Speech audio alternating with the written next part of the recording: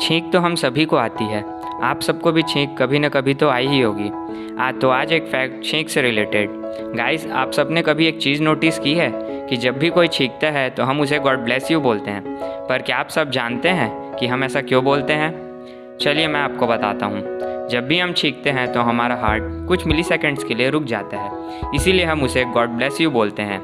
Guys, आपको यह video कैसा लगा कमेंट सेक्शन में ज़रूर बताइएगा, और ऐसे ही अमेजिंग वीडियोस के लिए please like, share and subscribe. तब तक के लिए आप सभी को गुड बाय। मिलते हैं अगले वीडियो में।